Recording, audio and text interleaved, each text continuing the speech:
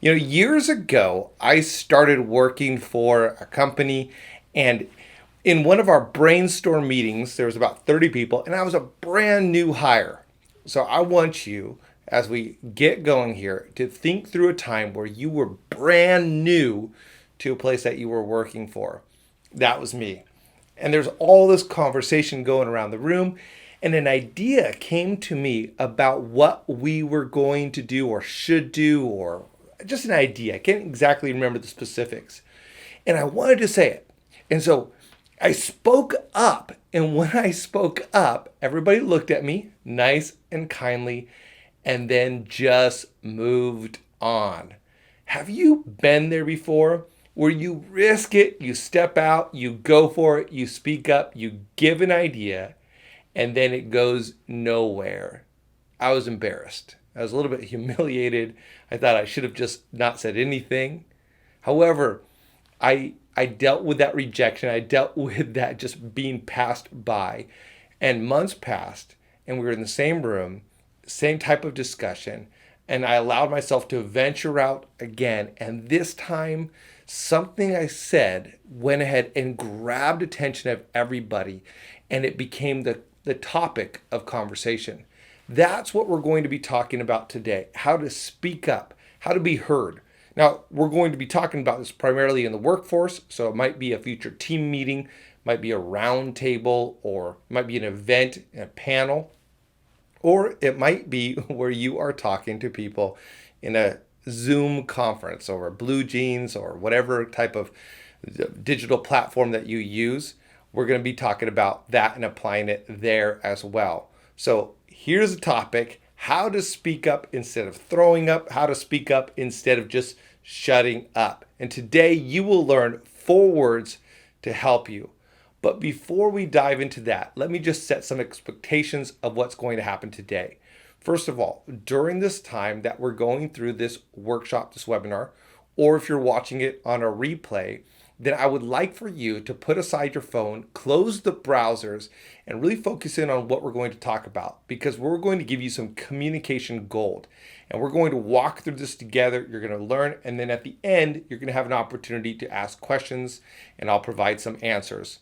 Also, I want to let you know right up front, I am offering some free time with me, 20 to 30 minute conversations. Please come to that ready with your questions. It might be a specific scenario that you are confronting, that you are in, and I would love to dialogue with that with you. And from there, we can even discuss whether you want to do some of the programs that we have.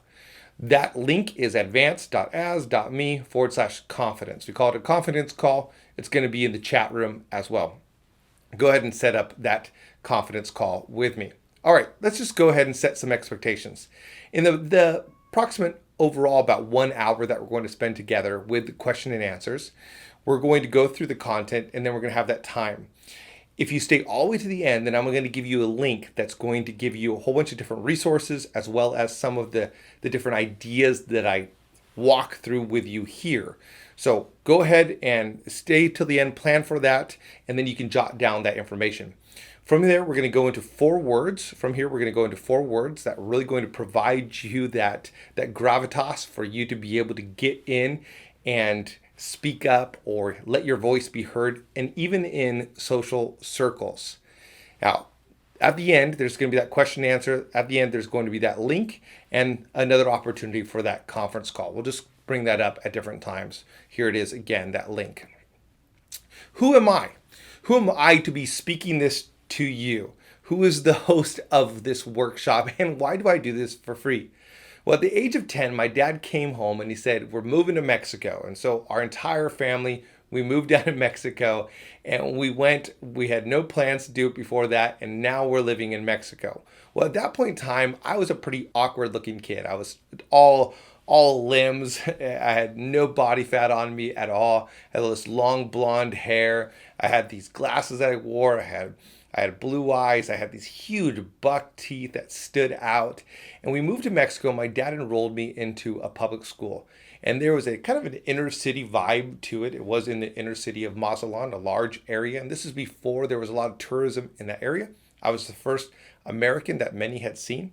And though I liked visiting Mexico at that point in time, I didn't want to live there. I was not excited about that. I don't know if you can relate to something like that. That was my story. Now, years later, I really grew to love Mexico, and still, I have friends from there, absolutely loved my time there. But when this story happens, that was not the case. I did not love being in Mexico. I did not enjoy it. My dad brought me to this public school, and there on a regular everyday situation, I would be put up in front of people and I would have to speak up. And the moment words started coming out of my mouth, because I was barely learning how to speak Spanish, the moment words started coming out of my mouth, everybody started laughing. Have you been there before, that you just don't even want to speak up because you know in your mind that it's going to be a bad scenario? It's going to be a bad situation. People are going to ignore you. They're going to pass you by. They're going to pretend that you're not even talking, whatever the case might be. You don't want to speak up. That's how it got with me. I didn't want to speak up at all. I wanted to just be completely quiet. Now, fast forward through the years, and I've gotten to a spot where now I'm asked to speak up on a regular basis, whether I'm actually in a speaking event or like the picture right here. You'll see that I'm on a panel and I'm speaking up in front of several hundred authors and we're talking with them. And there were times where even as someone else would talk, I would jump in and bring my own words, bring my own thoughts to what we were talking about in that time. So how did I get from here over to there? How can you get from here over to there? You can do it with the 4 words we're talking about today. As you take steps towards these 4 areas, I guarantee you that you can speak up, that you can gain confidence, that you can gain your voice, that you can be able to contribute to the team, that you can accomplish the goal that you have. Why do I do these workshops? The reason why I do these workshops is because I believe that my mission in life is to help people realize their potential. My mission is to help you realize your potential. That's what I've done in every single job in my professional life, trying to help people realize their potential. It's what I do with my books. It's what I do with my public speaking. It's what I do with my coaching programs. It's what I do with my publishing company. Everything I do is to help people realize their potential. I believe this, that if I can help enough people achieve their goals, then I will be able to achieve my goals. I want to help you realize your potential. You have a goal of being able to speak up, of letting your voice be heard. So I'm going to help you do that. Think about that word potential. It's a great word when you're young. It's not such a great word when you're old. That if you realize your potential, then it should turn to experience. If you're 80 years old, you should have realized a lot of your potential. You should have achieved a lot of that which was ahead of you. When you're young, it's a great word. I want to realize all the potential I have so that when I'm older in life and when I've lived a long life, I'm not talking about potential, I'm talking about legacy. I want to help you leave a legacy and realize your potential. How are we going to do that? We're going to do it through these 4 words: goal, prepare, embrace, and employ. And then we'll talk about what's next and how you can really put this into practice in your life. First of all, it starts with a goal. When you want to speak up, I want you to identify your goal. Write that down. Identify your goal. When you're looking to speak up in a Zoom meeting, when you're looking to speak up in a conference setting, when you're looking to speak up in a meeting, whatever it might be, identify your goal. It might even just be that you're going out with some friends. You're going for a hike and everybody's talking and you just feel like you can't get in a word in edgewise. What's your goal of speaking? Is it just because you feel like you should, because other people are? That's not going to be a great goal. Is it because you feel like everybody else is standing out and you're not standing out? Well, that would be an insecurity. And insecurity is not going to be a great starting point to find confidence. So identify your goal. Find your intention. Check your intention. Like if your intention is just to be noticed for the sake of being noticed, that's not going to really help you in what we're talking about. But if your intention is that you have something valuable to say, and then when you aren't saying it, it's going unsaid.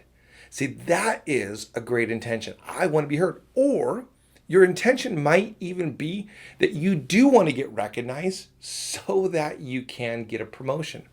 That's a great intention as well. You're looking through the advancement of your career. You're thinking through how you can bring value to the company, that you would be great as a manager, as a leader, as an executive. And so you want to get noticed because you have value to bring to the company. So when you identify your goal, you really want to find the importance of what you're trying to get across. What is it that you bring, that you add by speaking up? Is it a greater level of friendship? Is it a greater level of ideas? Is it maybe some downfalls of what is being talked about that is being ignored? So you want to make sure that you identify your goal. In all of this, you want to believe in the value of what you have to offer and the value of yourself. So much what I talk about with people, sometimes I do these motivational keynote talks, and I'll even do them right here at the office nowadays. And really part of what I'm talking about is being a cheerleader for people. Like, you can. I believe in you. You can do this. Go for it. And so let me just be motivational in this moment.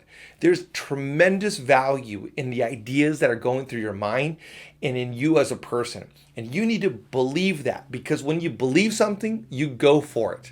I think about this as a chair analogy. If you look at a chair and think, there's no way that chair is going to hold me, then you're not going to even come close to sitting down. But if you look at a chair and you say, that chair, that can hold me, and I'm tired. And so you sit down. You'll only sit down in that. You'll only go for it. You'll only rest your weight in that if you believe in it. If you don't believe in it, you're not going to go close to it. Likewise, in yourself and in your message. When you believe in yourself, when you believe in the value that you have, when you have a goal set forth that you're trying to accomplish, then that gives you confidence that even though you might be nervous, it gives you confidence to step out and courageously go for it and speak up.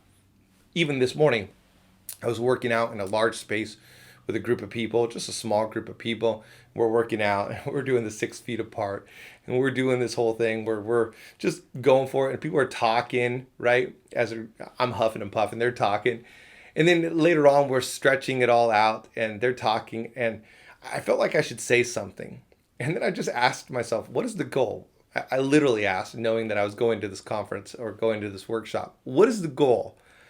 And I really had no reason. And so I just stayed quiet. But other times the goal is to build relationships, or the goal is because I have an idea to contribute. And if you have that, and when you have that, then it's going to give you greater confidence to go for it. Identify your goal.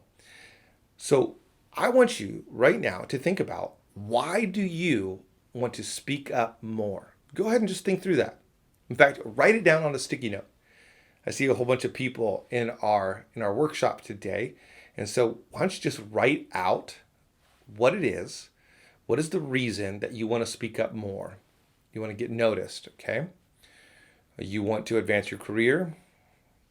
You feel like the company isn't thinking through some of the different negatives, the downfalls of what they could do. What is it? Why is it that you want to speak up more? Speaking up instead of throwing up, speaking up instead of shutting up, starts with identifying the goal of why we would want to contribute our voice. From there, prepare. Now, prepare, that's pretty obvious. So let's dive into that a little bit more, because it's more than just prepare. The second thing is, come pre-prepared for the meeting, for the Zoom conference, for whatever it is that you're going to speak up to. Even a social setting, come pre-prepared. How can you pre-prepare?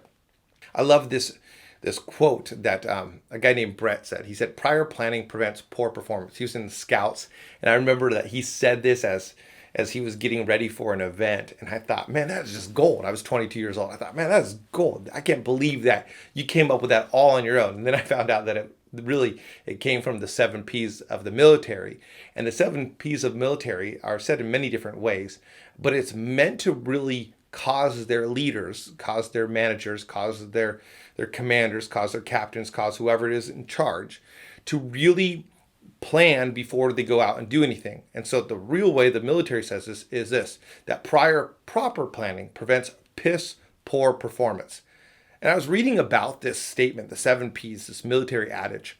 And really the idea of even using the word piss poor was to shock people into it. Like, you don't want piss poor performance. You don't want that. So you better do some prior planning. Come on. Get ahead of the game before you go into it, before you lead, before you go into a battle, before you do anything that you're doing in the military. You need to do prior proper planning. Otherwise, you're going to have a piss poor performance. And the vulgarity there is to shock people into doing something. I want to let you know that if you don't prepare to speak up and you're not already good at it, then you're very likely going to have piss poor performance.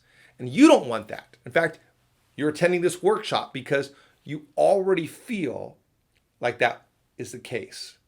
So how can you prepare? How can you use the 5Ps that Brett said for scouts? How can you use the 7Ps of this military adage? What can you do to prepare? Let's think through that. Maybe you would just look at the agenda and spend some time and jot down some notes about the agenda. Now, not every meeting has an agenda, but many do. So you're coming into an agenda, you're coming into a conference, you're coming into a Zoom call, and you read the email and jot down some notes and come with some questions, come with some comments, come with some ideas beforehand. Another idea is simply think through the last meeting. What happened in the last meeting, and what were some ways that you could have added value? So get ready by analyzing the past. Then write some of this down. Write it down as a thesis paper. In other words, really think through, research, do your homework in this environment, or just write down a couple comments on a device that you're bringing into the meeting, or write down some questions, and we'll come back to questions, on a sticky note and put them on your computer. But write something down. One of the ways for you to speak up more, for you to let your voice be heard more, is for you to write something down. You can also interview the presenters. Now, this would be a casual interview.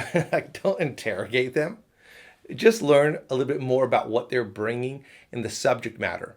Then once you know the subject matter, you can read up on it. Now, there's two ways to go about this. You can read up on the subject, or you can really intensely study the subject, and we'll come back to that. I like to read a lot of different subjects so that I have something to bring in to the different conversations that I'm going into. So you might have a group of friends that you get together with, and you're the quiet one all the time. What if you just read more? What will happen is that you'll have more to say. You'll read about how Saved by the Bell just came back and did a reunion in 2020. So now you have something to talk about. Just read about these small things on Apple News or wherever you get your news from. The more you read, the more you'll be able to contribute to just different conversations. Likewise for your job. The more you subscribe to a journal and just read some and get some understanding of what's going on, the more ideas are going to be floating through your mind so that you can speak up and contribute your voice. Now, you can also intensely study something. Now, be careful when you do that, right? You don't want to be like this episode of Big Bang where Leonard's going to go watch football with his girlfriend, Penny, and he's nervous. He doesn't really know about football, so he intensely studies the subject and bores everyone to death, and he feels like he has to say everything that he studied. Just because you study it doesn't mean that you need to say it. But you do want to be the type of person who is prepared for what you're going to say. So this might mean that you are just going to be coming into the meeting and you've got these sticky notes over here. You have an idea of what you're going to talk about right here. Whatever it might be, you're coming in and you have an idea of different words, of different content that you can engage in, whether it's social or whether it's professional. Now, there's a third way for you to come prepared into a meeting. And really, it's less about coming prepared, but preparing during the meeting. And I'm a big proponent of this because sometimes you don't have time to prepare for a meeting. That may have been one of the things that you've been thinking about this entire time. Mike, what if I don't have time? Well, if you don't have time, then good for you that there's another way for you to do this. And it's for you to prepare during the time that you're actually talking. Great way to do this is just to jot down some thoughts as you're going along. What you don't want to do is transcribe the entire meeting. If you transcribe even what I'm talking about right now, you might have great notes, but you're not going to have anything that is percolating in your thoughts. But if you just jot down some thoughts, then the conversation might run past, but you're able to bring it back because you jotted down a comment. One of my favorite meetings to recall about this type of situation is where the entire meeting had gone on. There's presenters, there was a conversation, there was dialogue happening. And then 20 minutes after a dialogue happened, one of the people who was in the room brought it back to that moment that he had jotted down something on, but the thought was percolating in his mind. And he said something along the lines of, let me take us back over here, or I want to go back over here to discuss this.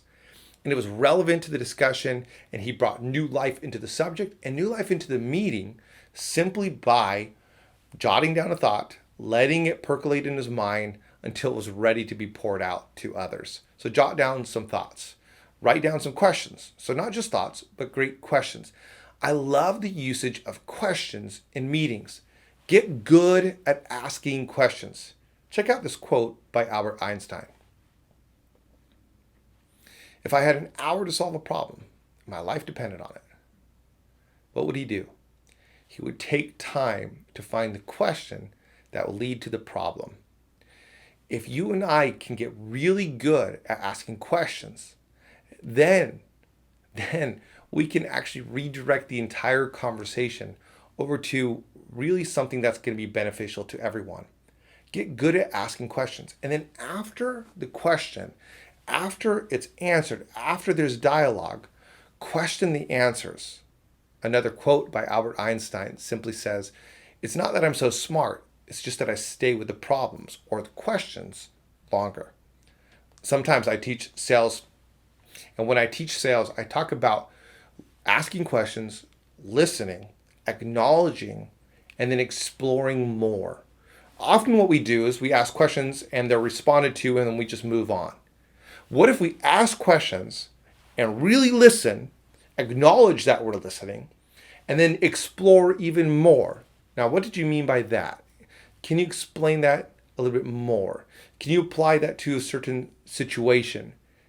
What if you ask questions of the answers to the questions, and then ask questions to the answers of the questions of the answers of the questions, and just get really good at asking questions? The smartest person is not the one who knows all the answers. That person might be stuck in their way. Sometimes the smartest person is the one who's asking the questions. Why is it that we think Socrates was this brilliant person? One of the reasons, he was really good at asking questions.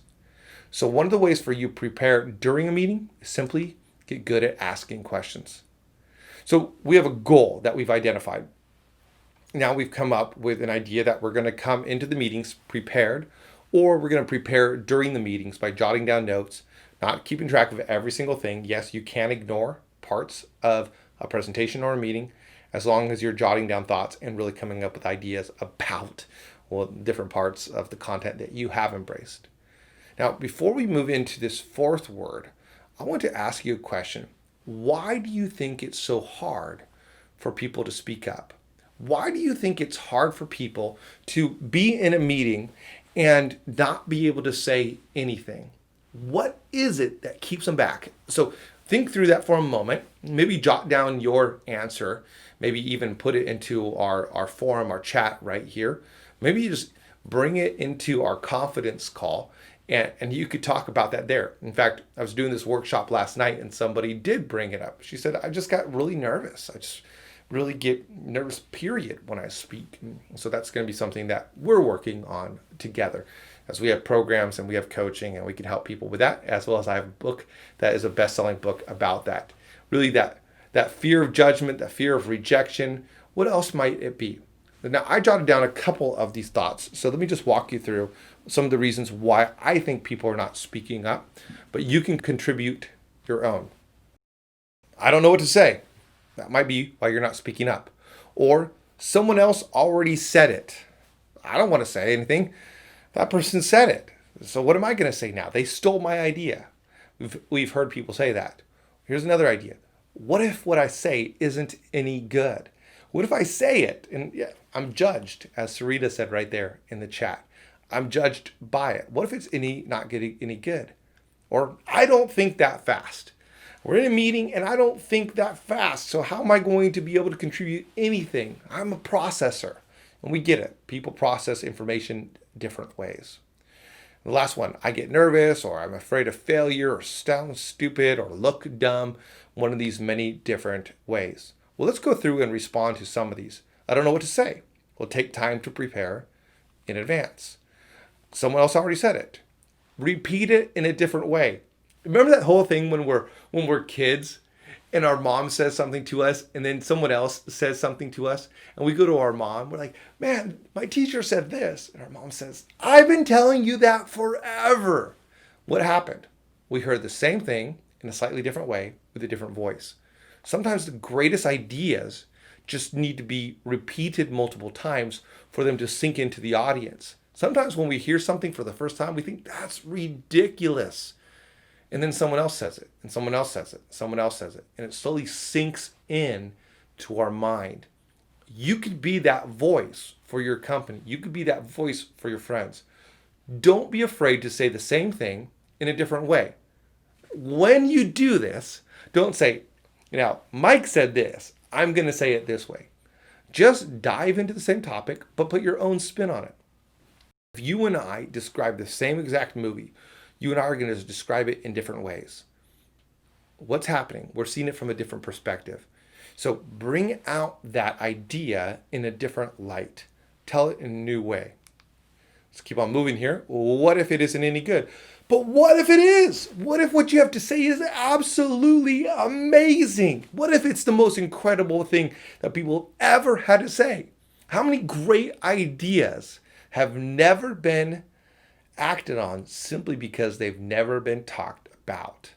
I'd rather get embarrassed for sharing a dumb idea again and again and again so that a good idea can get out instead of playing it so safe that I never do anything of importance. I love what one college did.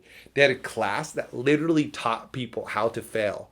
Like, let's talk about how you can do something and fail, because failure is not final. And so these college students learned how to fail, learned how to try something ambitious with the probability that they would fail. So they will learn not to fear failure. Go ahead and say it. What if it's the best thing? What if it is the thing that is just simply needed, that will launch the conversation in a new route and bring you to your goal? I don't think that fast. Great ideas to work with advance. Come work with us. Work with me. Work with my team so that we can help you advance your goals. We can work on your confidence. We can work on your messaging. We can work on your skills. We can dive into so much of what we're talking about here. Even this recording will make its way into one of my programs. Now, once again, you can just access a Zoom link and talk to me about this at advance.as.me/confidence. We'd love to work with you so that you can accelerate your thinking, and you can use systems so that you can process information in a way that's very helpful. And then there's this last one that I wrote down. I get nervous and I fear failure. I don't want to sound stupid. I don't want to look dumb. That brings us to our fourth word, embrace. What is it that we will need to embrace? Embrace rejection. Now, come on, Mike. Embrace rejection? I don't want to be rejected. In fact, nobody wants to be rejected. Nobody in their right mind wants to be rejected. Rejection hurts. The other day, I watched my son go to play with some kids in our neighborhood. And as he went to play with them, he knocked on the door of the neighbor, and the neighbor kid said, I already have friends that I'm playing with. Ow! Like the daddy bear in me wanted to come over and be like, look, little 6-year-old, you don't treat my son like that. Call your dad in here. Let me set this situation straight, because that cannot happen to my son. And I wanted to protect him. I wanted to make sure that he was never, ever hurt. Have you ever seen that happen, where we protect people from rejection? And I believe, actually, as I was thinking about this, and I'm working on my next book, Speak with Confidence, that we actually need to get good at rejection and allowing our kids to experience rejection when they're protected, when they're in a safe place, when they have a safety net around them. One of the reasons why it's hard to be rejected as an adult is because we never learned how to deal with rejection as a kid. I was listening to Dan Meltzer. He's this great sport salesperson. He does a fantastic job. And he said that when he was in middle school, he really liked girls. And so he kept asking out girls and they kept on rejecting him. And his own words said, I was too ugly. And so all the girls kept on saying no. But I got really good at asking. I got really good at trying to sell myself to them. And I got really good at overcoming that rejection and developed great, tough skin, which later on not only got me a great wife, but also made me really great at sales because I don't get thrown off when someone says no. You have ideas that you need to sell. You have ideas that you need to get out there. And one of the reasons that you're nervous, one of the reasons that keep you back, one of the reasons why you don't speak up in social settings, Zoom conferences, wherever else it might be, is simply because of rejection. I want to encourage you, ask you, teach you to embrace rejection. Embrace rejection. Now, how do you do that? When you're rejected, what should you do? What is a proper way of responding to rejection? When you're rejected, here's the first thing. Find the truth. Use that truth to improve. So, usually when we say something, usually when we put ourselves out there, there's some truth in it when it comes negative. Maybe they didn't listen to us because we rambled. Okay, the truth is that rambling does not grab a hold of people's attention. Maybe they didn't pay attention to us because our ideas were all over the place, or we didn't speak as if we believed the words. We'll talk about that when I talk about employing techniques. Maybe we didn't do it because we don't do it very often. So we need to do it more often so people get used to us speaking up. So find the truth in why people are rejecting you in one way or the other. They're not listening, they're moving past you, they're doing something else. So find the truth in what you're saying. Second thing, temper that with reality. Temper the situation with the reality. So what's the truth of my son going next door and getting rejected? It's not really something he needs to learn.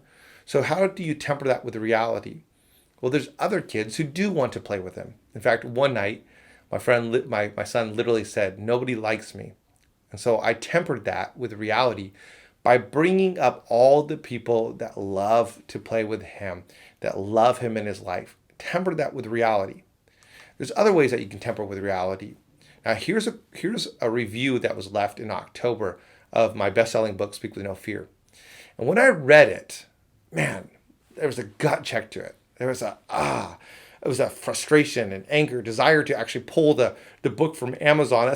That's how this one struck me. It says, I'll pass on this one. Terrible. This book was written only for him to tell stories about himself. This book just didn't do it for me. It goes on and on. Now, what's the truth? Because this book does have a lot of stories about myself. Now, I didn't write it to tell stories about myself, but it does have a lot of stories about myself. So there's something I can take and think about how to minimize or lessen the amount of stories to tell about myself. Although I had a reason for doing it, is I wanted people to find themselves in the story and encourage them. So the reality is I'm thinking through my own intentions. The reality is I did not write this just to tell stories about myself. I could have told different stories if that had been the case. The also reality is that this is one of 3 one-star reviews on Amazon. 3. There are over 380 reviews on Amazon, and most of them are good. One person bought the book in Minneapolis, came out to meet me in Seattle, and told me about how life-changing the book was for him. So the reality is that although there's one person who does not like what I had to say, there's a lot of people who do. So when you speak up, there might be one person who overrides you or bulldozes you or passes by or doesn't like what you have to say. But there's going to be some other people that really want you to speak up. And so you need to speak up because your words will connect with some. Even if they don't connect with all, your words will connect with some. Your ideas, your concepts will help some. So get used to rejection. Think through what you can do to grow. And then temper it with the reality. Don't let it stay in your mind. Don't overthink about it. And then surround yourself with people who are going the same way. Why is it so effective to do a diet with other people or to work out with other people?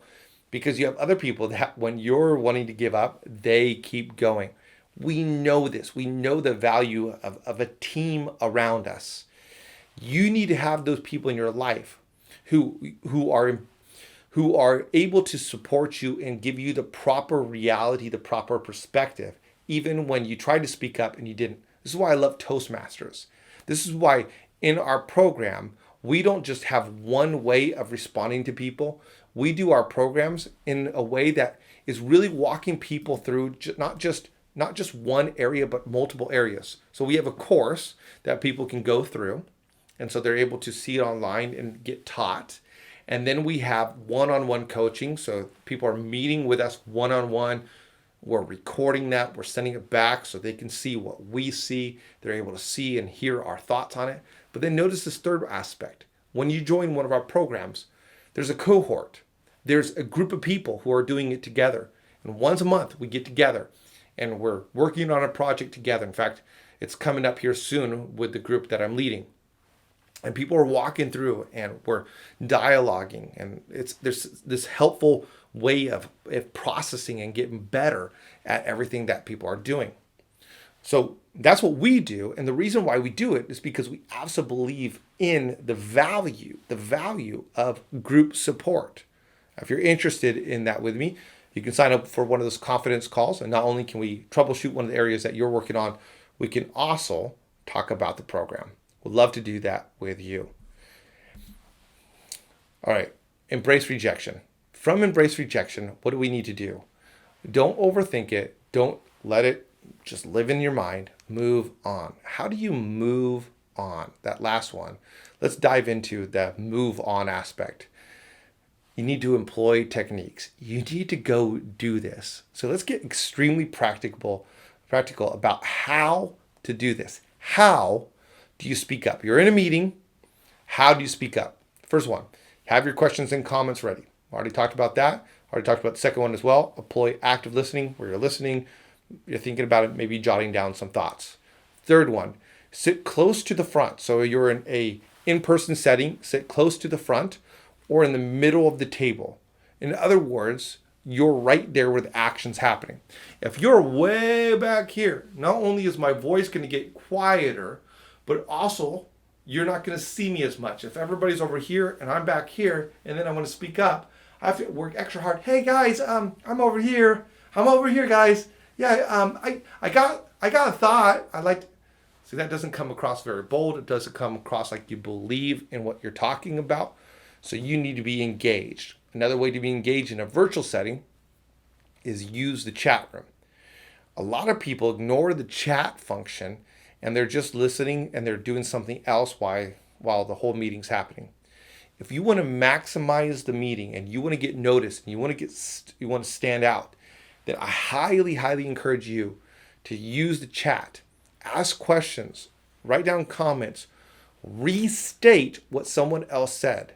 You can even say, I like what Mike just said there about this. And you would use it and you would really employ that.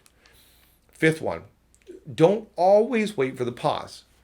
Now, typically in polite conversation, what do? Someone's talking and then they come to the end of their sentence, end of their story, end of their comment. We pause and then someone else sees that pause and jumps in. How are you doing today? Pause. And I'm doing great. This last week I did this, this, and this. Pause. That's great. Here's what I did. And so in many cultures, it's the way conversation happens. Now, there are some cultures where it is polite and they do talk over each other. And that's not what we're talking about here. And it's not usually what happens in business all across America or other places. Usually people are waiting for the pause. Here's what I want you to say here. I want you to hear that you should not always wait for the pause. Often you should, but not always. I want you to feel empowered to speak up and to engage. Now, how do you do that in a polite way? How do you interrupt politely? Let's go ahead and walk through that. Polite interruption. If I hear you correctly, you're saying, or I have something to add. So before they move on, you would say, I have something to add. I like Sandra's suggestion and would recommend that we do Another great way is just to ask a question. Have you considered this? These are all polite ways of interrupting so that you can speak up and let your voice be heard. Now, not only should you employ techniques by politely interrupting, you should also eliminate doubtful words in your own speech. So whether you're interrupting or waiting for the pause, eliminate doubtful words. What I mean by that here is that you would be the type of person who believes in what you have to say. Instead of saying, I think, or in my opinion, or this could just be me, or this might be a good idea. Oh, and then the last one, I'm sorry, and then bringing in something that you want to say. These are all doubtful words. And if you don't believe in what you have to say, then other people won't believe in what you have to say. Instead of saying, I think, just state it. What is it that you think? Leave out the words I think. In my opinion, leave out those words. This could just be me. Those are all reasons for people not to take you seriously. You want people to take you seriously. Instead of this might be a good idea, here's an idea that we need and we must consider. Now, what about that last one? Oh, I'm sorry. What is that about? So often people use sorry in the professional world and in their own personal lives. And here's what you need to know about those words. Unless you did something wrong, don't say, I'm sorry. Don't apologize unless you did something wrong. If you're rude or mean to someone, then by all means, apologize, but don't apologize for simply existing because you have reason to exist. You are valuable.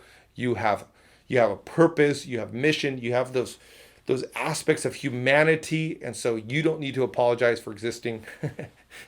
We could do a whole motivational talk about that as well. Let's keep on talking about ways that we can employ different techniques. Eliminate doubtful words. Seventh one, learn new body language. Observe people who do speak up.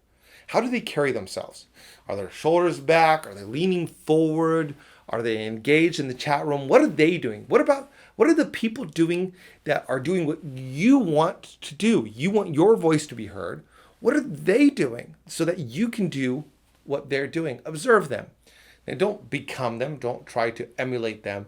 Don't envy them. Just try to use some of that body language. Observe body language. Once again, if I'm standing way out here, my body language is saying that I'm not very interested in being involved.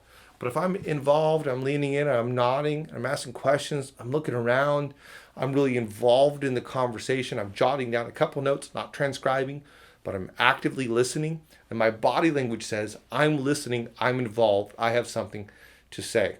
Learn new body language. And the last one, stand up for yourself. Sometimes people speak up and then they get interrupted. And then it becomes part of their story of why they don't want to speak up again. I talk about how there's these different wounds that we have in public speaking that we get cut deep and then we don't want to speak up again. A lot of the reasons why we fear speaking up is because something in the past happened. And so now we're gun shy, we're nervous. We don't want to do it ever again. What happens if you get interrupted? I want to encourage you not to let the wound happen in the first place by standing up for yourself. So no cutoffs. Don't let people, if you're in the middle of something important, if you believe in this and you have your goal identified, then don't let people cut you off. Here's a couple ways for you to keep going with your train of thought. Someone starts speaking, you say, allow me to finish. You can say it nicely, allow me to finish. Give a little nod to the head. Or you can say, allow me to finish. If they're being aggressive, then you be aggressive as well. You might not like that. You might not feel like that's something you can do. One of the sessions that I do with people in the public speaking workshops that we do and in the programs that we do is to do a whole impromptu speaking one. And I interrupt, or one of my team members interrupts, and we teach people how to deal with that. And we work on it because it can be uncomfortable if you're more of a quiet personality. But you need to believe in what you say.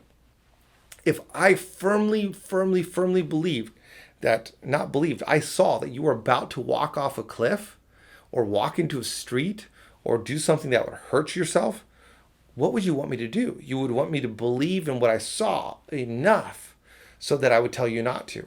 Now, if I see you walking into the street and a car's about to hit you and I say, hey, by the way, and then you interrupt me, I'm just, oh, okay, well, I'll let you walk in the street. Now, that wouldn't be good. That wouldn't be helpful. It's not going to help anybody. I'm going to live with the regret. You're going to die. Everybody's going to see it. Instead, if you believe in something, you see something's going to happen, you see an idea that's going to help, believe in it so much, identify the goal, come up with a reason, your why, and then have the boldness, summon the courage to say, allow me to finish. Don't let your ideas get passed by simply because you're being polite or you're being timid. Summon the courage to believe in your beliefs. Here's another way. I like to add a comment before we move on. So you're acknowledging that you're moving on. But before we move on, I'd like to add a comment. And last one, I'd love to hear your feedback, but I want to finish this thought by saying, and then keep on saying what you're saying. Ultimately, remember your why. Remember your why. I'd love for you to sign up that confidence call with me. Would love for you to bring in an issue of confidence that you want to work on with me. Now, what's next? You want to have your goal. You want to come pre-prepared. You want to embrace rejection, deal with the rejection, get ready for rejection, and then you want to employ techniques. Well, what's next? You need to take some steps. I love the story of years ago. I was at the doctor's office and I saw this People magazine, and on the front of the magazine was someone I recognized. The person there on the left side of the magazine is someone I knew when she was a teenager. And just to zoom in a little bit right here, her name is Cherie Samuels. Cherie Samuels, and all of this is in this article, so it's not like me telling something that you didn't know. But she talks about how she lost 120 pounds, that when she was a teenager, she had been overweight. And I never knew that she really dealt with just a sense of not matching up to a lot of her friends. I thought that she was perfectly confident with who she was. It turns out that she had a hidden addiction that she would go home and she would binge on potato chips. And she would just eat them and eat them and eat them and eat them and wasn't doing really any exercise. And she didn't think that she could. Her mom was thin, her sister was thin, but she didn't think she could do it. She thought it was just the way she was. And although she kind of came to accept it and projected confidence, she really was embarrassed. Well, she moved over to Scotland and she didn't have her brands of chips that she really enjoyed. And people there walked more. So every day she would take steps. And step by step, she started realizing something. She was losing weight. And the steps started causing her to lose more and more weight. And in this article, it's so fascinating, she talks about it. All of a sudden, I realized, and not all of a sudden, but after several months, I realized that I actually could do it. And sometimes we think we can't do it. I can't speak up. I can't get my voice to be heard. I can't be good at public speaking. I can't do this. I can't do that. I can't do this. I'm just not able to do it. That's how she felt until it happened. And all of a sudden she realized that she was taking steps towards her goal. You can get there. You can arrive at your destination. You can do it. You just need to take steps. Lao Tzu is attributed this quote as a Chinese proverb. It says, "The journey of 1,000 miles starts with a single step." And literally in China, thousands of miles, and literally back then they would walk. And so how do you get 1,000 miles? Take a step. So here's my big, huge question for you. What is your next step? What is it that you need to do so that your voice can be heard, so that you can get that promotion? What is it that you need to do so that you can arrive at the destination that you're envisioning in your mind? Take that next step. And I and my team, we'd love to help. Remember, our goal is to help realize your potential right here. What is something that you need to start? What is something that you need to stop? Let's talk about that. Schedule that call with me. When you schedule it, write down what areas of this workshop really stood out to you. Write down different questions that you have. Write down the scenario that you want to address with me. And we'll talk about that. We'll dive into it and we'll try to find a solution or a destination or a direction even in our time together. This is valuable. This is important. You have a message. You have an idea. Your company hired you because they believe in you. You have goals in your life. Don't let it pass you by. Decide that you're going to act on it. Decide that you're going to do something. Take the next step. As we pause, we're going to come into a question and answer time. And I want you to think through what are some of the different questions that you have? What are some of the different ideas that you need to let out? What are some different scenarios? Now, if you need to sign off in a moment, fully understand. But before you do that, and before we get into question and answer, I told you that I would give you a link that would take you to some resources where some of what we're talking about here will be posted. So those resources are going to be found at these links, connect.stepstoadvance.com. It's also where I host my free resources that I'll be putting on there for my podcast and my YouTube, which I launched just a couple weeks ago. You can check that out. So if this was helpful to you, you can also find that there at connect.stepstoadvance.com. If you say, Mike, I'm ready to enroll in a program. I want to get serious about this. I want to invest in myself. I want that one-on-one coaching. I want that coursework. I want to be taught. I want this in bite-sized pieces that I can really embrace and act on. Then you can find that at enroll.stepstoadvance.com. And then finally, one last time, the spot for you to sign up for a coaching call, advance.as.me/confidence. Loved being able to present this content to you. I trust that it's been helpful. I trust that you will take steps to get to your destination. And now, let's go ahead and answer any questions that people have. I'll take about 10 minutes here to answer any questions. Remember, you can ask those questions of me by going to that link and signing up for that confidence call.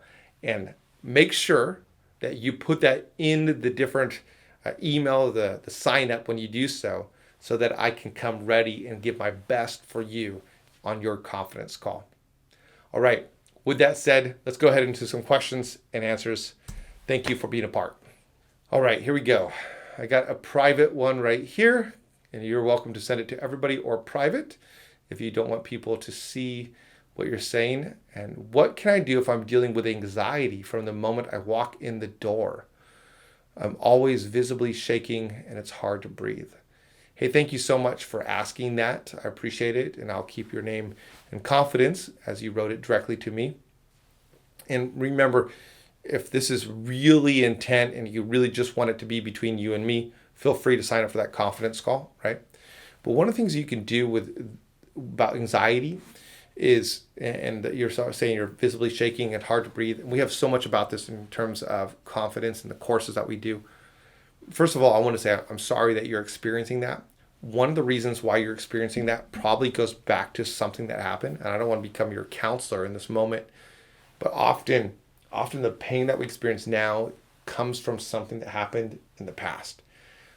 So my first question would be, why? Why is it that you feel that way? Why is it that you're going through that? Can you unpack that? Can you unpack that on paper? So often I've worked with people and they find out that the reason why they're experiencing what they're experiencing has direct connection to something that happened at some other point in their life. That's one way for you to do it. Deal with something that happened in the past that's causing you the anxiety that you're experiencing. Another way is by really employing new skills, learning new skills. I talk about this in my courses, that there's 3 ways to gain confidence, really help you with your speaker identity. My first book, Speak with No Fear, talks a lot about that. And also Lead with No Fear talks a lot about that identity. Again, learning messaging systems. So making sure that you are really confident in what you're saying and that people can understand what you're saying. And the last one is learning new skills, increased skills. In fact, a lot of people want to start with skills. I always encourage them. That's a great way to temporarily start, but make sure you dive into foundational issues. Because if you don't deal with the foundational issues, you're always going to be looking for confidence in other sources. So ultimately, I love the question that you sent me. Thank you for asking that. And there's a lot of different responses. Would love for you to sign up for that confidence call. But a couple different ways that I can just tell you right here. Explore the past, learn some new skills so that you can come in there with greater confidence. Another question. I feel like I get cut off a lot because I start to ramble when I speak up. Any ideas? So many ideas. Write down an outline of what you want to say and then stick to it. Now that might be just 3 words. I just had 4 words and I use that as my outline here. But I could have said so much when I was talking about today. I could have gone this direction and that direction and this direction and that direction. But I had 4 words. And so I just walked through those 4 words. Just write down the 3 words or the 2 words or the 5 words and stick to it. And the moment you notice you're rambling, that is the moment to snap back to the main message. Don't feel like you have to keep on rambling just because now you're rambling. The more of a bad thing does not make it good. So just once you realize it, stop it. And you're right. That is probably one of the reasons why people are not paying attention and one of the reasons why people are cutting you off. Right. I was promoted this summer at work into a leadership position.